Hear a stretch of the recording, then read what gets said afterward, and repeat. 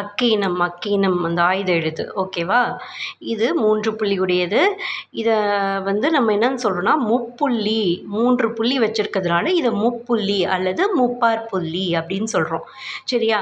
இது ஏன் தனிநிலைன்னு சொல்கிறோம் அப்படின்னா உயிரோடும் மெய்யோடும் சேராமல் தனித்தே இருக்கிறதுனால இது தனிநிலை அப்படின்னு சொல்கிறோம். சரியா? இப்போ இக் ப்ளஸ் ஆன்னு சேர்ந்து அக்கா உருவாகுது, அந்த மாதிரி இது சேர்ந்து எதுவும் உருவாகாது. அதனால் இதை தனிநிலை அப்படின்னு சொல்கிறோம். சரியா? போர் வீரர்கள் பயன்படுத்துகிற தற்காப்பு ஆயுதத்தில் கேடயம் அப்படின்னு ஒன்று இருக்கும். சரியா? கேடயத்தில் அந்த அதில் 3 கொமிழ் புள்ளிகள் போன்று இருக்கும். சரியா? ஆயுதம் அப்படின்னு சொல்லி அதை சொல்லுவோம். ஸோ அதனால் அது மாதிரி இது இருக்கிறதுனால இதை ஆயுத எழுத்து அப்படின்னு சொல்லி சொல்கிறோம். சரியா? இது சொல்லின் இடையில் மட்டும்தான் வரும். இதுக்கு முன்னாடி ஒரு குறிலும் இதுக்கு அப்புறமா ஒரு வல்லினமை எழுத்தும் வரும்.